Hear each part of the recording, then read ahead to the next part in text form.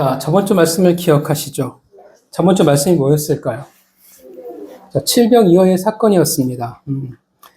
본문을 보면 이 칠병이어의 사건은 사실 오병이어에 완전히 가려진 본문이기도 합니다. 근데 가려진 이야기 치고는 꽤 중요한 이야기를 담고 있죠. 자, 본문을 보면 똑같은 일에 대한 오병이어 때와 제자들의 반응이 달라요. 되게 성의가 없어요. 되게 대충 합니다. 이미 먼저 경험을 했음에도 불구하고 제자들의 반응이 그렇다라는 거예요.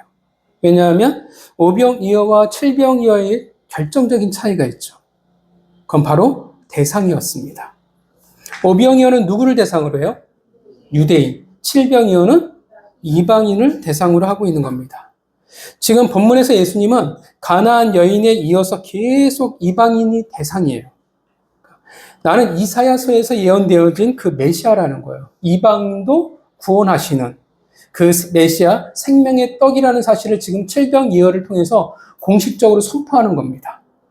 근데 이게 제자들이 싫어요. 왜 싫으냐 하면 그들 사이에는 벽이 있어요. 유대인과 이방인이라는 벽이 있다는 겁니다. 그러니까 그놈의 자존심이라는 거예요.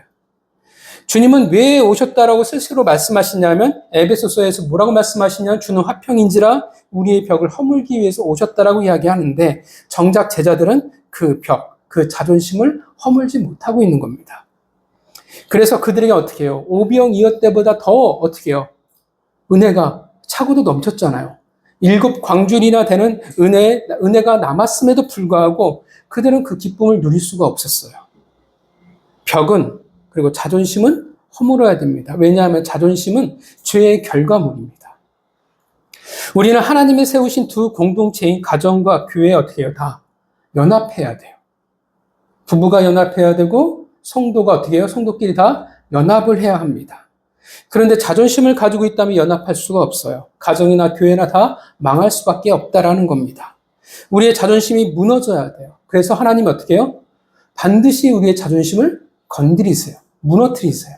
광야라는 학교를 통해서 또는 고난이라는 시간을 통해서 반드시 자존심을 무너뜨리게 하신다라는 겁니다. 결국 하나님의 출애굽 1세대가 광야에 40년을 겪으면서 한 게 뭡니까? 그들의 자존심을 무너뜨린 거예요. 자존심이 무너지니까 뭐가 가능하냐면 순종이라는 게 가능했다라는 것입니다. 그래야 하나님의 세상을 누릴 수가 있고 그래야 그 차고 넘치는 7 광줄의 은혜를 경험할 수 있는 겁니다. 우리의 벽, 우리의 자존심은 우리는 목숨보다 소중하다고 여길진 모르지만 하나님 앞에서 다 가치가 없습니다. 한 주간 각자의 벽을 그 자존심을 주 앞에 내려놓은 한 주가 되셨기를 바랍니다.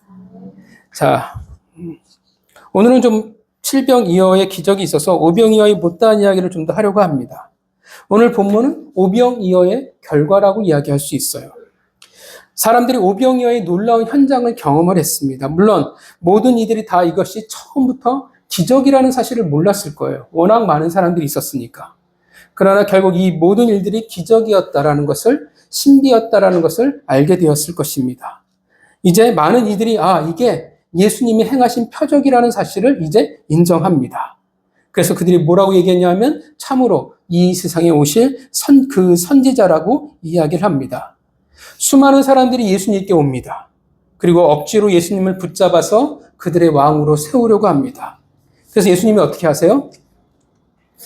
혼자 산으로 들어가 버리십니다. 물론 제자들을 버리신 건 아니죠. 마태복음, 마가복음을 보면 그들을 서둘러 배에 대어 먼저 보내십니다. 그리고 우리가 너무나 잘 아는 이제 물 위를 걷는 베드로의 사건이 등장하게 됩니다. 자, 오병이어의 결론이 어떻게 나냐면 유대인들은 어떻게 해요? 결론이 예수님을 왕으로 삼으려 했고 예수님은 어떻게 해요? 오병이어의 결론이 홀로 떠나버리셨습니다. 기도하러 가신 것이지만 또 다른 목적은 따르는 수많은 이들을 피하기 위해서라는 겁니다. 자, 그렇다면 왜 그들은 예수 그리스도를 따르려고 했을까요? 왜 그들은 예수님을 왕으로 삼으려고 했을까요? 당장 눈으로 어떻게 해요? 표적을 봤기 때문에 그래요. 그 표적을 보고 그들이 어떤 생각을 했을까요? 무엇을 떠올렸을까요? 14절에 그들이 뭐라고 이야기하냐면 이는 참으로 세상에 오실 그 선지자라고 이야기를 합니다. 이 말은 뭐냐면 신명기 18장부터 15절, 18절의 말씀이에요. 그러니까 이 신명기 18장은 뭐냐면 모세의 유언입니다. 모세가 신명기 18장 15절에 이렇게 말합니다. 내 하나님 여호와께서 너희 가운데 내 형제 중에서 나를 위하여 나와 같은 선지자 하나를 일으키리니 너희는 그의 말을 들을지니라. 그리고 18절에 이렇게 말합니다. 내가 그들의 형제 중에서 너와 같은 선지자 하나를 그들을 위하여 일으키고 내 말을 그 입에 두리니 내가 그에게 명령하는 것을 그가 무리에게 다 행하리라. 하나님께서 모세가 유언했던 나중에 나와 같은 선지자를 하나를 세울 것이니 그 말씀 가운데 나오는 선지자가 이제 오늘 본문의 예수님이라는 거예요. 여기에서 모세가 이야기했던 나와 같은 선지자라는 것은 그러니까 내 수준을 말하는 게 아니라 나만큼의 능력을 가진 그런 사람이 아니라 역할을 말하는 겁니다. 여러분, 모세가 어떤 역할을 했습니까? 그렇죠. 애굽에서 이스라엘 백성들을 데리고 출애굽을 했어요.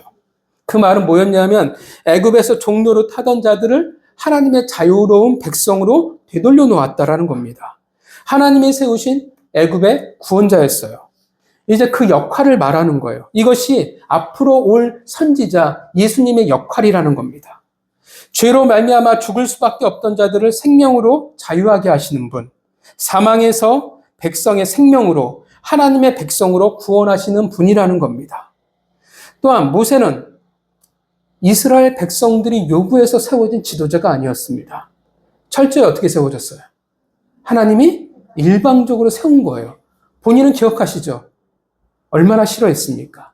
나중에 어떻게 하나님이 화를 내실 때까지. 그러니까 어떻게 해요? 거의 터지기 일보 직전까지 그는 그걸 거부했던 자였어요. 일방적이었어요. 예수님 또한 이스라엘 백성들이 요구했던 지도자가 아니었어요. 하나님이 일방적으로 이 땅 가운데 보내신 분이라는 겁니다. 그것을 모세가 예언했던 거예요. 그런데 이스라엘 백성들은 그런 것을 생각하지 않는다는 겁니다.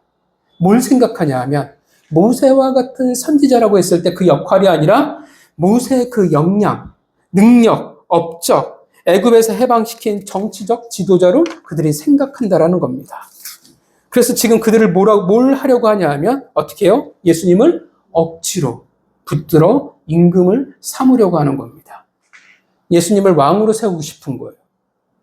그런데 여러분, 이게 맞을까요?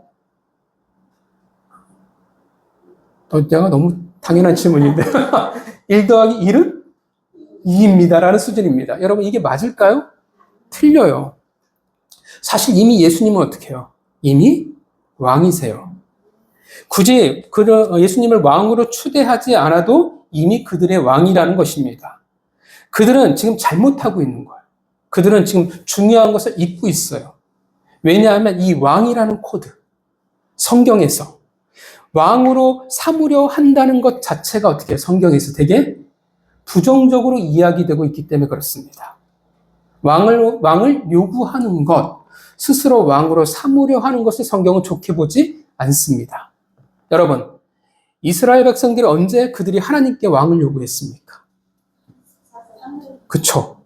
역시 성경을 읽은 우리의 되게 오래된 이야기예요.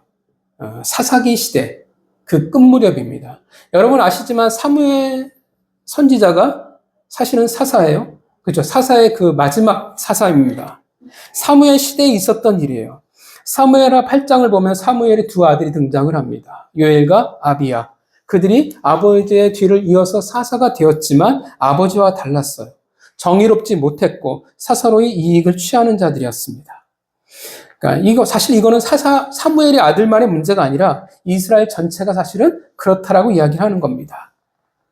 우리가 기억하지만 사사기의 역사를 기억하지만 왜 그들이 주변국에 그렇게 괴롭힘을 당하고 씁쓸한 역사를 가졌습니까? 왜 그랬을까요? 하나님의 힘이 부족했습니까? 왕이 없어서였을까요? 딱 하나예요. 그들이 하나님께 순종하지 않았습니다. 그래서 어떻게 해요? 하나님을 버려요. 그러니까 사사기의 패턴은 똑같잖아요. 하나님을 버리고 불순종하다가 이방인한테 두들겨 맞고 어떻게 해요? 하나님께 부르짖으면 하나님이 한 사람을 보내셔서 이스라엘 구원하시고, 그리고 특징이죠. 그 지도자가 살아있는 동안은 그 땅에 평화가 있어요. 그리고 또 죽으면 또 이스라엘 백성은 또 돌려가서 죄의 굴레를 끊임없이 돌아갑니다. 사사기의 그 쓰디쓴 그 아픔은, 그리고 수많은 이스라엘 역사의 그 아픔들은 뭐냐면 하나님이 부족해서가 아니었어요. 그들이 하나님을 버렸어요. 하나님에게 순종하지 않은 결과였습니다. 그럼 어떻게 해야 되겠습니까? 우리가 불순종해서 하나님에게 이렇게 죄를 졌으니까 어떤 반응이 사실은 나와야 돼요. 내가 잘못했구나. 회개해야 되고 돌아와야 돼요. 그리고 어디에서 답을 찾고 원인을 찾아야 되냐면 하나님이 아니라 내게 있구나라는 것을 우리 인정을 해야 돼요. 원래 사사기에서는 이렇게 돌아갔어요. 근데 인간이라는 존재가, 사람은 선한 것보다 악한 것에 더 자연스럽게 흘러갑니다. 점점 어떻게 바뀌어지기 시작하냐면 그 원인을 다른 데서 찾기 시작을 해요. 그래서 뭐라고 찾냐 하면 주변국은 다 왕이 있잖아. 왕이 있으니까 잘 먹고 잘 사는데 우리가 왜 이렇게 힘들게 사냐 하면 우리에겐 강력한 왕이 없으니까 이라고, 왕이 없기 때문에 그들이 힘들게 되었다라고 이유를 찾기 시작을 합니다. 그래서 이스라엘 백성들이 하나님께 사무엘을 찾아와서 왕을 달라고 이야기를 합니다. 이건 사실 반역이죠. 왜냐하면 이스라엘에게 사실 왕이 있었을까요? 없었을까요? 있었잖아요. 하나님이 왕이었습니다. 그래서 이스라엘은 사실 신정 정치였어요. 하나님을 그들의 왕으로 모시고 살아가면 되는데, 그러면 왕을 달라고 하는 게 아니라 하나님의 백성으로 내가 얼마큼 열심히 살까를 그들이 고민해야 되는데, 이제 왕이 아닌 하나님의 백성으로 열심히 살겠습니다라고 반성을 해야 되는데 그들은 그렇게 하지 않고 오히려 왕을 달라고 패역하게 굽니다. 그 말은 결국 뭐냐면 하나님이 원하시는 대로 살지 않겠습니다와 같은 거예요. 나는 나의 길을 가겠습니다. 나는 세상처럼 세상의 길로 살아가겠습니다라고 이야기를 한다는 것입니다. 우리 하나님의 나라에서 잘 사는 게 아니라 이 가나안에서 다른 나라들처럼 잘 살겠다라는 그들의 의지였습니다. 결국 그들의 말은 하나님이 우리의 왕이 아닌 우리가 우리의 왕이 되겠노라는 불순종과 다를 바가 없는 겁니다. 그래서 그들이 말하는 거예요. 왕을 주시옵소서. 왕을 세우겠습니다. 그래서 오늘 본문도 마찬가지예요. 하나님의 입장에서 본다면, 주님의 입장에서 본다면 오늘 신앙을 좋게 이야기할 수 없다라는 겁니다. 그리고 이것이 오병이어 이 생명의 떡에 대한 이스라엘 백성들의 반응이라는 겁니다. 하나님을 왕으로 그 나라 백성으로 살아가야 되는데 내가 원하는 것을 이루기 위해서 예수님을 왕으로 삼고 싶다라는 겁니다. 내가 원하는 것이 무엇이겠어요? 하늘의 소망이겠습니까? 아니잖아요. 이 땅에서 이 유대인들이 정말 어떻게 해요? 다시 또 다른 다윗의 왕국을 세워서 이 세상을 정복하는 것, 다스리는 것. 내가 이 땅을 위해서, 살아가기 위해서 예수님을 왕으로 삼고 싶습니다. 예수님은 생명의 떡으로 오셨는데 지금 뭐로 생각하냐면 세상의 떡이에요. 그들에게 있어서는 하나님의 백성으로 어떻게 살아가느냐가 중요하지 않다라는 겁니다. 뭐가 중요하냐면 내가 이 세상에서 얼마큼 잘 우리가 어떻게 살아가느냐가 그들에게 중요하다라는 겁니다. 그러기 위해서 어떻게 해요? 주님의 능력은 더할 나위가 없어요. 이 세상을 살아가기 위해서 우리에게 가장 필요한 게 뭡니까? 우리에게 가장 중요한 거. 먹는 거예요. 그죠? 우리가 왜 이렇게 직장 생활을 해야 돼요? 다 먹고 사는 것을 우리가 해결하기 위한 거예요. 뭐 인간적인 삶이 있지만 사실 먹고 사는 게 기본이죠. 제일 중요하죠. 배가 고프지 않으면 돼요. 옛날부터 어떻게 해요? 가장 위대했던 왕은 누구였습니까? 어떤 왕이 가장 위대해요? 등 따시고 배부르게 해준 왕이 제일 선왕이에요. 중요한 왕, 좋은 왕이었다라는 겁니다. 그런데 예수님의 이 능력이 어떻게 해요? 이 세상을 살아감에 있어서 가장 필요한 능력이라는 거예요. 그래서 그들은 그 예수님을 왕으로 삼으려고 했습니다. 이미 그분은 사실 왕인데 줄창 어떻게 해요? 모세에 예언했잖아요. 유언했잖아요. 이사야 말씀도 상관이 없어요. 그분은 왕이신데 말씀과 상관이 없다라는 겁니다. 물론 그들에게 열정이 없냐? 그렇진 않아요. 그래서 열렬히 지지하고 그 이름을 목청껏 불러 외쳤습니다. 그러나 정작 주님은 진짜 왕이심에도 불구하고 그 환호하는 그 자리를 떠나셨습니다. 기뻐하지도 않았고 원하지도 않으셨어요. 어느 정도냐면 마태복음 14장 22절, 누가복음 6장 45절을 보면 예수님은 제자들을 재촉해서 떠나 보내셨다라고 이야기를 합니다. 왜 재촉을 하셨을까요? 그것에 대한 답이 요한복음이죠. 왕. 여러분, 제자들이 얼마나 정신이 나가버렸을까요? 그 열정적인 분위기가 얼마나 대단했겠어요. 그 분위기에 취해버린 거예요. 그것에 모인 모든 이들이 주님을 이름을 부르며 왕이라고 외쳤을 때 제자들이 뭘 했겠어요? 그렇죠. 그들도 신나서 왕을 외쳤을 거예요. 어깨동무하고 점프를 하든 기차놀이를 하든 엄청 외쳤을 거예요. 그들은 뭐라고 생각했냐면 야, 이제 혁명의 시작이 되었구나라고 그들은 생각했을 거예요. 그리고 뭘 머릿속에 떠오르겠어요? 앞으로 펼쳐질 왕의 측근으로서의 장밋빛 인생이 그들의 머릿속에 떠올랐을 겁니다. 또 얼마나 많은 이들이 예수님의 그 제자들을 추켜 세워줬을 거예요. 얼마나 많이 환호해 줬겠습니까? 한마디로 예수님을 빼고는 어떻게 해요? 다 제정신들이 아니었을 겁니다. 그래서 주님은 그 얼빠진 제자들을 속히 그들과 분리시켜버린 거예요. 그만큼 주님은 지금 뭘 말씀하냐 하면 원치 않는다라는 거예요. 기뻐할 수 없다라는 겁니다. 모든 이들이 환호하고 모든 이들이 막 신나서 그렇게 뛰어다닐 때 여러분, 예수님의 얼굴은 어땠을까요? 예수님의 표정은 어땠을까요? 아마 여러분들이 상상한 그대로의 표정이었을 겁니다. 왜냐하면 주님은 그것을 위해 오신 분이 아니었기 때문에 그렇습니다. 세상의 떡이 아니라 생명의 떡으로 오셨습니다. 그런데 지금 주님 앞에서 구약의 그 사건이 반복되는 거예요. 왕이 있음에도 불구하고 또 왕을 달라는, 우리에게 왕을 주시옵소서, 우리가 왕을 세우겠노라는 그 불충한 백성의 모습을 주님이 지금 보고 계시는 겁니다. 여러분, 사실 오늘 본문의 유대인들이, 그들이 주님을 왕으로 바라보고 있는 것일까요? 아니죠. 왕으로 대하는 것 같지만, 대우하는 것 같지만, 열정적이지만 사실 딴 마음이 있기 때문에 그럴 뿐이었습니다. 그들에게는 목적이 있었어요. 그들의 바람, 그들의 소원, 이 세상에서 이루고 싶은 그들의 것들이 있다라는 겁니다. 그것을 그들의 왕이 반드시 들어줘야 한다라는 거예요. 왕이라고 지금 그럴듯하게 포장을 하고 있지만 사실 왕이라면 어떻게 해야 되겠어요? 진짜 왕이라면. 누가 누구를 따라가야 되겠습니까? 누가 누구의 소원을, 법과 통치를 따라가야 되는 게 맞습니까? 내가 원하는 것이 있든 없든 어떻게 해요? 왕의 법과 통치를 따라가는 게 맞아요. 내가 소원이 있든 누구 소원이 누구의 말이 더 중요하냐면 왕의 말이 더 중요한 거예요. 그런데 그들이 생각하는 건 이 정도예요. 그 정도의 신앙이라는 거예요. 내가 왕으로 삼아주는 대신 내가 원하는 것을 반드시 들어주십시오. 정작 왕이 바라는 것들에 대해서 관심이 없다라는 겁니다.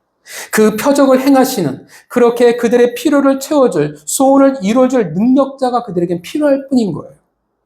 모세와 같은 능력을 가진 자, 이 인생을, 이 시궁창 같은 인생을 단번에 바꿔줄 자, 내 인생의 가로막힌 담을 홍해를 가르듯이 어떻게 해요? 펼쳐 보여줄 수 있는 자. 보이지 않는 인생의 길을 성공의 길로 구름과 불기둥으로 이끌어줄 그 자.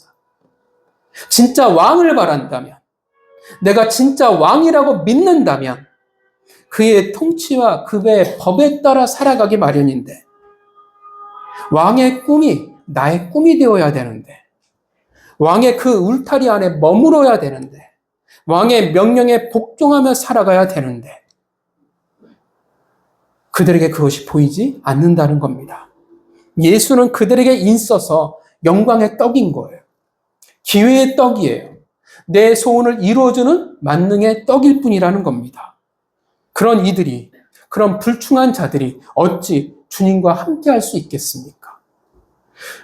충성하지 않는 백성들과 왕이 어떻게 함께 있을 수 있겠어요? 그들이 어찌 순종을 할 수 있겠습니까?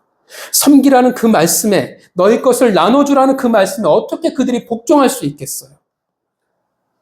그들이 어떻게 왕이신 주님의 곁을 지켜낼 수 있겠습니까? 당연히 그들은 주님에게 실망하지 않을 수밖에 없지 않겠습니까? 그들은 떠날 겁니다. 실제로 제자들이 그랬듯이 주님께 실망한 가룟 유다는 왕이신 주님을 배신했습니다. 함께 할 수 없다라는 거예요. 왜냐하면 서로 바라보는 것이 다르니까. 다른 왕을 섬기고 있으니까 함께 할 수 없는 겁니다. 그 환호하는 군중들, 귀가 먹먹할 정도로 외치는 그 소리들, 보기에 너무나 좋은 모습일진 모르지만 그 외침은 어떻게 해요? 아무 가치가 없는 거예요. 예수님은 한 소년의 도시락은 축복을 하셨는데 왕으로 주님을 세우려고 하는 그 열심에는 축복하시지 않습니다. 왜냐하면 아무 가치가 없기 때문에 그래요. 성도 여러분, 우리가 왜 신앙생활을 할까요? 혹은 우리는 신앙생활을 어떻게 하고 있을까요? 얼마나 많은 이들이 예수님을 왕으로 부르면서 열렬히 외치는지 모릅니다. 얼마나 그래서 열정적으로 성도로 살아가는지 모릅니다. 모든 것을 다 내어놓을 듯 감동하기도 하고 감격하기도 합니다. 그런데 왜 그렇게 할까요? 진짜 왜 그렇게 하고 있을까요? 그게 진짜일까요? 정말 예수 그리스도가 나의 왕이시기 때문에 그럴까요? 아니면 내 소원을 이루어줄 예수 그리스도를 왕으로 삼기 위해서일까요? 우리는 어떨까요? 그래서 우리는 되게 쉽게 낙심해버립니다. 우리는 알거든요. 해보면. 내가 바라던 복이 아닐 수 있다는 사실을 우리는 경험해요. 또 내가 원하는 것을 이루기 위해서는 이 생명의 떡이 사실 딱히 도움이 되지 않는다는 사실도 우리는 경험하게 됩니다. 내가 열심히 했는데, 정말 열심히 했는데 그에 걸맞는 보상이 없을 수 있다는 것도 우리는 경험해요. 하나님 분명 은혜를 주시기는 하는데 내가 경험하기도 하는데 그게 딱히 나에게 가치가 없는 것처럼 느껴질 때가 되게 있다는 겁니다. 왜 그러겠습니까? 내가 바라는 것이 아니거든요. 내가 바라는 떡이 아니에요. 난 이거를 원하는데 이것을 원해서 당신을 왕으로 삼았는데 다른 걸 줘버리니까 감동이 안 돼요. 그러니까 어떻게 순종할 수 있겠습니까? 그 열정은, 그 신앙은 어떻게 해요? 금방 식어버리는 거예요. 그리고 무너집니다. 낙심해버리고 시험에 들어버립니다. 왜 그래요? 주님이 어떤 왕인지 사실은 모르는 거예요. 생명이 떡이라는 사실을 내 머리로는 아는데 사실은 믿지 못하는 거예요. 이스라엘 백성들의 잘못을 반복하고 있는 겁니다. 똑같이 주님을 그들의 왕으로, 나의 왕으로 삼으려고 하는 것이 문제라는 것입니다. 이미 왕이신데 왕으로 삼으려 한다라는 거예요. 우리는 예수 그리스도를 내가 왕으로 삼는 게 아니에요. 왜냐하면 이미 예수님은 나의 왕이십니다. 믿으십니까? 어떤 차이가 있는 겁니까? 내가 조건이 될 수 없다라는 거예요. 나를 구원하셔서 은혜를 베풀어 주셔서 내게 놀라운 일들을 행하여 주셔서 내가 당신을 왕으로 삼는 게 아니라는 거예요. 그의 능력과 그의 힘으로 나의 인생을 새롭게 살기 위해서 그를 나의 왕으로 삼는 게 아니에요. 주님이 나의 왕이라는 사실을 깨닫는 기회가 될지는 모르지만 그 모든 것들이 나의 왕으로 삼는 조건은 아니라는 겁니다. 어떤 차이냐면 내가 기준이냐 아니냐예요. 내가 원하는 조건이 있으면 자꾸 우리를 왕으로 삼으려고 해요. 반면 정말 정말 주님이 나의 왕이라고 생각한다면 그분은 나의 왕이라는 것을 그냥 진짜 받아들이는 거예요. 다른 이유와 목적이 없다라는 거예요. 내 소원을 들어주든 말든, 나를 힘들게 하든 말든, 나를 광야에 몰든 말든, 그분은 나의 그냥 왕이신 겁니다. 나에게 뭘 해주셔서, 나에게 뭘 기회를 주셔서, 주님의 뭐 어떤 능력이 있어서, 그래서 왕으로 삼을 수 없다라는 겁니다. 우리가 조건이 될 수 없어요. 우리의 소원과 우리의 바람이 기준이 될 수가 없다라는 것입니다. 그 말은 내 소원을 이루어주지 않는다 할지라도, 내가 원하는 떡을 주시지 않는다 할지라도, 오병이어에서 내가 가진 모든 것들을 오히려 내놔야 되는 그런 일이 생긴다 할지라도 달라지는 것은 없다라는 거예요. 그분은 나의 왕이라는 겁니다. 그분은 왕이십니다. 내가 바라는 것을 주지 않으셔도, 그래서 내가 아프고 그래서 내가 힘들지라도 그분은 나의 왕이라는 사실은 변함이 없습니다. 여러분, 정말 주님이 여러분들의 왕이시라는 것을 믿으십니까? 그렇다면 우리는 무엇을 주셔서, 무엇을 내게 이루어 주셔서 그것이 우리의 충성의 조건이 되지 않는다라는 겁니다. 왕이시니까 어떻게 해요? 그냥 우리는 충성하는 거예요. 왕이시니까 내 법으로 살아가는 것이 아니라 그 분의 법 아래 살아가고 우리는 어떻게 해요? 그 법을 지킬 뿐이에요. 순종할 뿐이라는 것입니다. 다른 이유도 근거도 목적도 있을 수 없습니다. 성도들의 많은 실수가 낙심의 이유가 되어집니다. 예수를 왕으로 우리가 삼으려고 할 때, 내가 기준이 될 때 우리는 반드시 넘어질 수밖에 없습니다. 유대인들이 그러했습니다. 오늘의 환호성은 어떻게 바뀌어요? 곧 원하는 것을 주지 않는 것에 대한 실망을 넘어서 유대인들이 한 목소리로 외칩니다. 십자가에 못 박아라. 여러분들은 어떠하십니까? 여러분들은 주님을 왕으로 삼으려고 하십니까? 아니면 왕의 백성으로 살아가고 계십니까? 이 작은 차이인데 신앙에게는 참 많은 차이가 납니다. 항상 뭐든지 다 작은 차이예요. 사단의 유혹도, 사단의 시험도 항상 작은 거예요. 그러나 나중에 뒤돌아볼 때 이 작은 것이 얼마나 하나님과 우리의 사이를 갈라놓는지 모릅니다. 누가 기준입니까? 정말 주님이 나의 왕이십니까? 아니면 내가 왕입니까? 우리 이 실수는 자꾸 나를 위해서, 나를 위해 줄, 내게 뭐가 해줄 왕을 우리는 자꾸 찾는다는 거예요. 이게 우리의 본성입니다. 이스라엘 백성들이 하나님이 왕이심에도 불구하고 또 다른 왕을 요구했던 그 본성을 우리도 똑같이 가지고 있어요. 우리들의 신앙은 우리가 조금만 넋을 놓고 있으면 자연스럽게 이렇게 흘러가고 있는 겁니다. 그래서 깨어 있어야 되는 거예요. 잠들면 우리는 금방 이렇게 외칩니다. 우리는 스스로 우리 자신을 생각해 봐야 합니다. 여러분을 왕에게 맞추고 계십니까? 아니면 왕을 여러분에게 맞추고 계십니까? 여러분 왕이 원하는 것을 하고 계십니까? 아니면 왕이 여러분의 원하는 것을 해야 한다고 생각하고 계십니까? 여러분들에게 소원이 있잖아요. 간절한 것들이 있잖아요. 바람들이 있잖아요. 그 모든 것을 가지고 누구에게 맞추길 원하고 계십니까? 물론 바라는 것들이 왕이신 주님의 뜻과 맞아떨어졌으면 좋겠습니다. 그렇게 기도하고 또 그렇게 되기를 바랍니다. 분명 우리의 소원을 들어주시기도 하고 은혜를 베풀어 주시기도 합니다. 없는 건 아니에요. 구하지 못하고 바라지 못하는 것도 아닙니다. 그럴 수도 있어요. 그런데 중요한 것은 정말 누가 왕이냐라는 겁니다.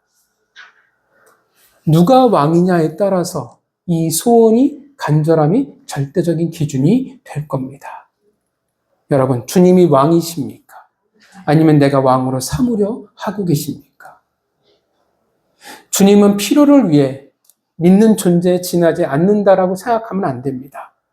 우리의 필요에 따라 충성하고 우리의 바람에 따라 믿고 안 믿고 순종하고 안 하는 것을 우리가 선택할 수 있는 존재가 아닙니다. 주님은 우리가 왕으로 삼으려 하지 않아도 이미 우리의 왕이십니다. 그냥 그분의 법을, 말씀을 믿고 충성하는 게 맞습니다.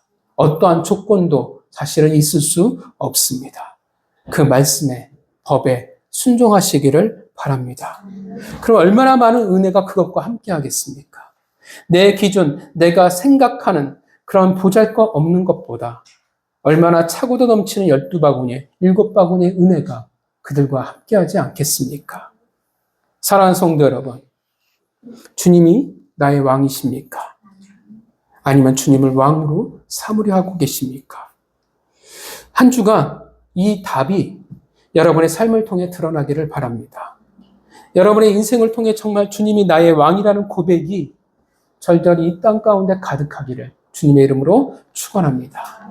같이 이 시간 기도하도록 하겠습니다.